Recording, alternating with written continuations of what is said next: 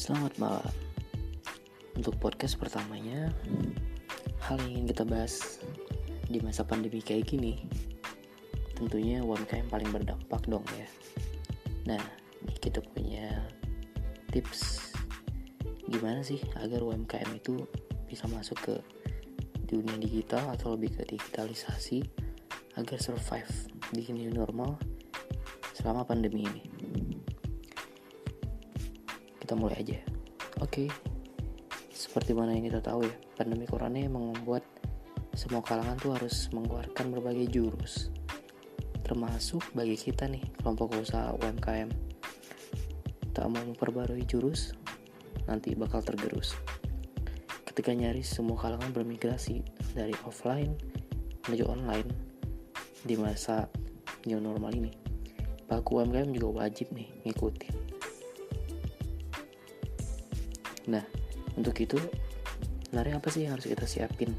Yang pertama banget buat kita, buat kalian yang emang belum atau memang sudah pernah ada akun sosial media ataupun yang lainnya, yang paling penting itu yang disiapin adalah konten. Konten menjadi urutan paling atas nih jika pengusaha UMKM hendak menyusun strategi digitalnya. Konten yang menarik dan sesuai target pasar dipastikan bisa meningkatkan keterlibatan konsumennya. Memanfaatkan yang sedang trending. Contoh, mungkin kita bisa sharing atau memposting gimana nih, apakah usaha kita mengikuti instruksi dari pemerintah mengenai kesehatan gitu ya, menggunakan masker dan lain-lain. Karena dasarnya taktik dan strategi dunia digital itu buat promosi untuk memperkenalkan produk yang akhirnya meningkatkan penjualan. Nah, agar produk kita ini bisa naik ke pasaran, itu tentunya kita harus menaiki wave atau gelombang. Ketika suatu hal sedang tren, mungkin kita bisa mengikuti gelombang tersebut agar nama kita bisa meningkat.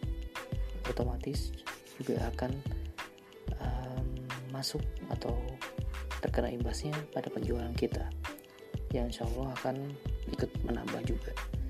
Yang kedua, ketika kita udah bisa mendapatkan pelanggan, jangan malas nih untuk mengumpulkan database-nya. Tujuannya apa sih? Tujuan database sangat penting agar kita bisa menganalisa dan memaksimalkan promosi kepada audiens yang tepat. Contohnya begini, ketika kita udah bisa mendapatkan pelanggan, tapi kita gagal mendapatkan data pribadi seperti kontak, nomor HP atau emailnya, itu hal yang rugi karena kita nggak bisa ngirimin promo-promo kita selanjutnya. Kita juga nggak bisa berkomunikasi sama customer ini. Karena kuncinya adalah kita harus membangun customer loyalty atau customer relationship. Itu bisa dimulai dengan mendapatkan data dari konsumen tersebut.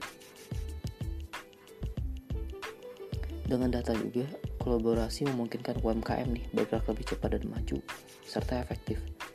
Apalagi jika bisa mendapatkan partner kolaborasi yang tepat sesuai dengan visi misi bersama. Jadi, di tahun 2020 ini, database ini sangat bermanfaat sekali buat teman-teman agar dapat bisa memaksimalkan promosinya baik di WhatsApp bisnis ataupun email marketing. Nah, selanjutnya adalah iklan. Iklan tentu sangat penting. Kenapa? Karena iklan itu harus dilakukan agar bisa memperluas capaian konten yang dibuat melalui digital. Jadi ketika kita udah membuat iklan, konsumen di luar database juga bisa kita raih selama masih sesuai target market.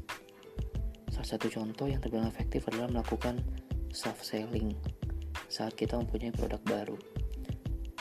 Caranya, yang merilis teaser produk, lalu membuat trailer yang berisi produk knowledge, harga, maupun tanggal launching.